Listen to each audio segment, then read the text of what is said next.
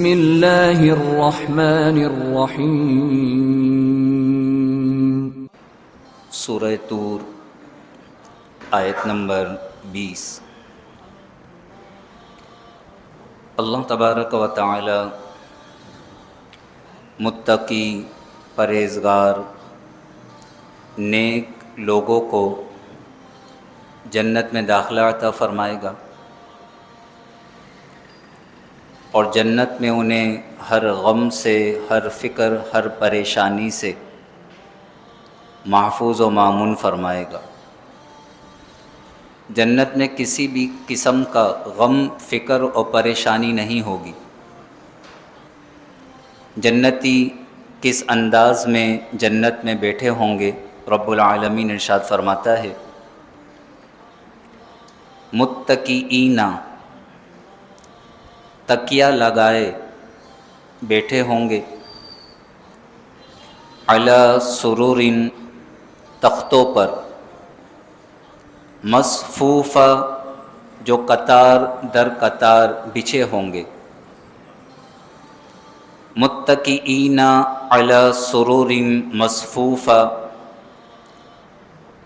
متقی پرہیزگار لوگ، جنتی لوگ جنت میں قطار در قطار بچھے ہوئے تختوں پر تکیہ لگائے ہوئے ہوں گے، بے فکر۔ وَزَوَّجْنَاهُمْ، اور ہم نے ان کا نکاح کر دیا، بِحُورٍ عِین، حور عین سے، بڑی آنکھوں والی حور سے ہم نے متقی پرہیزگار لوگوں کا نکاح کر دیا، ان کے نکاح میں حور عین دے دی۔ والذین آمنوا، اور جو لوگ ایمان لائے، واتبعتہم ذریتہم بایمان، اور ان کی اولاد نے ایمان کے ساتھ ان کی پیروی کی۔ ماں باپ بھی مومن ہیں، مسلمان ہیں، اور اولاد بھی مسلمان ہیں، لیکن اولاد کی نیکیاں کم ہیں، جس کی وجہ سے انہیں جنت کا ادنا درجہ ملنا چاہیے، اور ماں باپ کی نیکیاں زیادہ ہیں، زیادہ نیکیوں کی وجہ سے انہیں جنت کے اعلیٰ درجے میں رکھا گیا۔ تو اللہ تبارک و تعالی جنتیوں کی خوشی کے لیے ان کی اولاد کو ادنا درجے سے اٹھا کر ان کے ساتھ اعلیٰ جنت میں مقام عطا فرما دے گا، تاکہ اولاد اور والدین ایک ساتھ رہیں۔ والذین آمنوا، اور جو لوگ ایمان لائے، واتبعتہم ذریتہم بایمان، اور ان کی ذریت نے، ان کی اولاد نے ایمان کے ساتھ ان کی پیروی کی، الحقنا بہم ذریتہم، تو ہم ان کے ساتھ ان کی اولاد کو ملا دیں گے، وما التناہم من عملہم من شیء، اور ہم ان کے اعمال میں سے کچھ بھی کمی نہیں کریں گے۔ ایسا نہیں کہ اعمال کی برابری کے لیے والدین کی نیکیاں اٹھا کر اولاد کو دی جائیں، اور جب برابری ہو جائے تو پھر ایک ساتھ درجہ دیا جائے، نہیں، اللہ اپنے فضل سے، اپنے کرم سے اولاد کو والدین کے ساتھ اعلیٰ جنت میں مقام عطا فرمائے گا۔ کل امرئ، ہر شخص، بما کسب، اپنے اعمال میں، رہین، گروی ہے، یعنی جو بھی کفر کرے گا، نافرمانی کرے گا، تو کفر اور نافرمانی کی وجہ سے اسے جہنم میں ڈالا جائے گا۔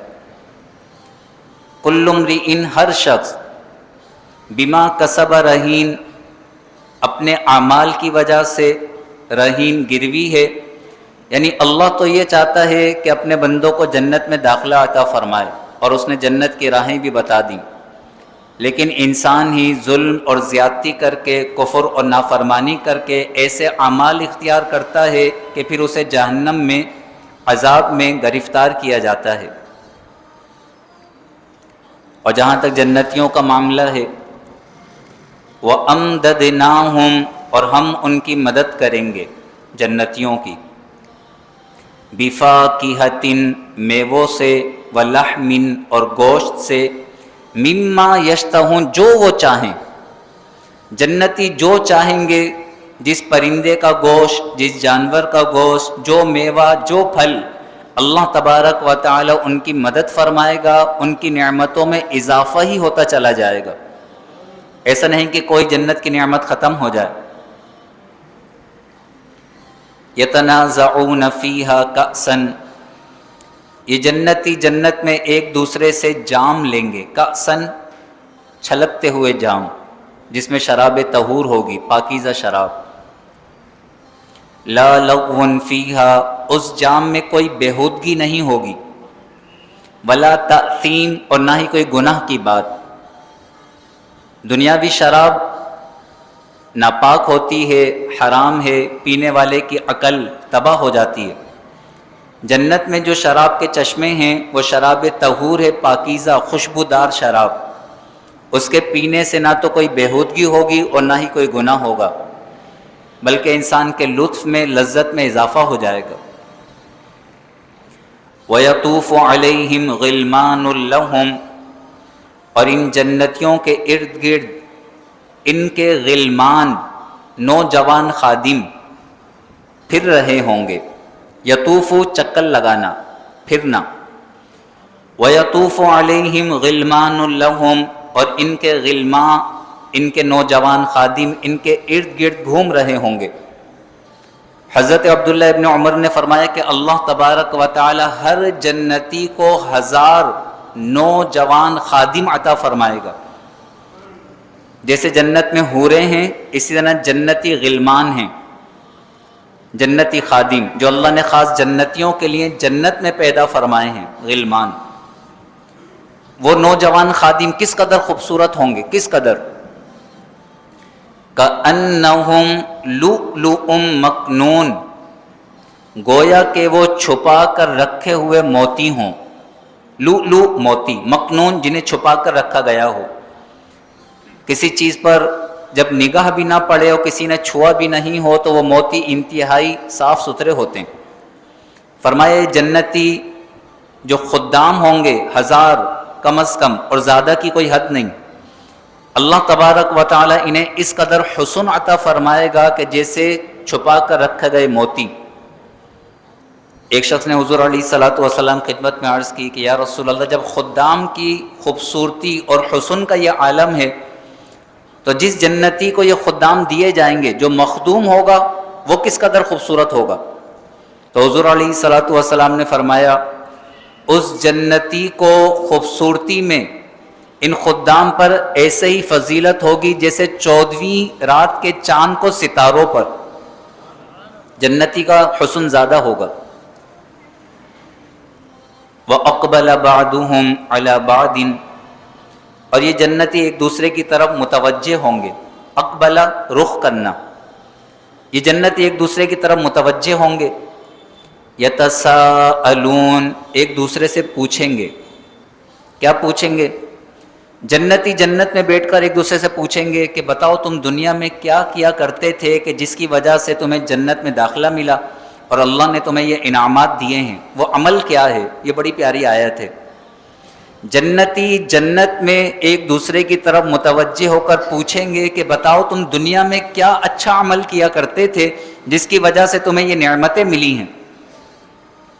وَأَقْبَلَ بَعْضُهُمْ عَلَى بَعْضٍ يَتَسَاءَلُونَ، اور وہ ایک دوسرے کی طرف متوجہ ہو کر پوچھیں گے کس وجہ سے جنت میں یہ نعمتیں ملی۔ قَالُوا، وہ جنتی کہیں گے اِنَّا كُنَّا قَبْلُ، بے شک ہم اس سے پہلے یعنی دنیا میں فی اہلنا مشفقین، اپنے گھر والوں میں ڈرا کرتے تھے۔ مشفقین، ڈرنے والے۔ اگرچہ ہم اپنے گھر والوں میں ہوتے تھے، اس کے باوجود ہم اللہ سے ڈرا کرتے تھے کہ کہیں ہم سے کوئی ایسا عمل نہ ہو جائے جس کی وجہ سے ہمارا رب ناراض ہو جائے۔ ہم ہمیشہ اس بات سے ڈرا کرتے تھے کہ ہم سے کوئی ایسا عمل نہ ہو جائے کہ جس کی وجہ سے ہمارا رب ناراض ہو جائے۔ انا کنا قبل فی اہلنا مشفقین، بے شک ہم اس سے پہلے اپنے گھر والوں میں ڈرا کرتے تھے ہمارا رب ہم سے ناراض نہ ہو جائے۔ فمن اللہ علینا، تو اللہ نے ہم پر احسان کیا، ووقانا عذاب السموم، اور گرم تیز ہوا کے عذاب سے ہمیں بچا لیا۔ سموم کہتے ہیں لو، جیسے تیز گرم ہوا جب چلتی ہے تو مسام میں داخل ہو جاتی ہے، انسان کی پوری باڈی گرم ہو جاتی ہے۔ سموم انتہائی تیز گرم ہوا، جہنم کی آگ کی تپش۔ وہ جنتی کہیں گے چونکہ ہم دنیا کے اندر ڈرا کرتے تھے، کوئی بھی ایسا عمل نہیں کرتے تھے جس سے ہمارا رب ناراض ہو جائے، گھر والوں میں ہوتے تھے لیکن گھر والوں میں ہوتے ہوئے بھی رب کی نافرمانی نہیں کرتے تھے، تو اس کا نتیجہ یہ ہوا فمن اللہ علینا، تو اللہ نے ہم پر احسان کیا، ووقانا عذاب السموم، اور ہمیں سخت گرم ہوا کے عذاب سے بچا لیا، یعنی جہنم سے نجات عطا فرمائی۔ اور کیا کیا کرتے تھے؟ انا کنا من قبل، بے شک ہم اس سے پہلے یعنی دنیا میں، ندعوہ، اللہ ہی کی عبادت کیا کرتے تھے۔ ندعوہ، ہو سے مراد اللہ، اسی کی عبادت کرتے تھے۔ بے شک ہم اس سے پہلے ندعوہ، اللہ کی عبادت کیا کرتے تھے۔ انہ هو البر الرحیم، بے شک وہی بر ہے، بھلائی والا، بھلائی عطا کرنے والا، بڑا مہربان، رحیم بے حد رحم فرمانے والا ہے۔ یہ دو چیزیں وہ ذکر کریں گے۔ نمبر ایک، اللہ کا ڈر، اللہ کا خوف۔ ہم دنیا میں اللہ کے عذاب سے، اللہ کی ناراضگی سے ڈرا کرتے تھے۔ دنیا والے چاہے ہم سے ناراض ہو جاتے تھے، گھر والے ہم سے ناراض ہو جاتے تھے، لیکن ہم اپنے رب کو ناراض نہیں کرتے تھے۔ ہم ہمیشہ اپنے رب کی رضا کا خیال کرتے تھے، ہمارا رب ہم سے ناراض نہ ہو، اور ہم ہمیشہ اپنے رب کی عبادت کیا کرتے تھے۔ تو اللہ کا ڈر اور اللہ کی عبادت کا یہ نتیجہ ہوا کہ اللہ نے ہم پر احسان عظیم فرمایا اور ہمیں جہنم کے عذاب سے بچا کر جنت کی یہ نعمتیں عطا فرما دی۔ اللہ تبارک و تعالی ان آیات کا نور ہم سب کو نصیب فرمائے۔ صحابہ کرام امہات المؤمنین جب یہ آیت پڑھا کرتی فمن اللہ علینا ووقانا عذاب السموم، تو اللہ کی بارگاہ میں دعا کیا کرتی کہ یا رب تو ہم پر احسان فرما اور ہمیں بھی اس عذاب سموم سے، گرم ہوا کے عذاب سے نجات عطا فرما۔ اللہ ان کی دعا کے صدقے ہمیں بھی جہنم کے عذابات سے نجات عطا فرمائے۔ اللہ رب العالمین ہمیں دنیا، قبر، آخرت کے ہر عذاب سے نجات عطا فرمائے۔ آمین۔ وآخر دعوانا ان الحمد للہ رب العالمین، وصلی اللہ تعالی علی خیر خلقہ ونور عرشہ سیدنا ومولانا محمد وعلی آلہ واصحابہ اجمعین، آمین برحمتک یا ارحم الراحمین۔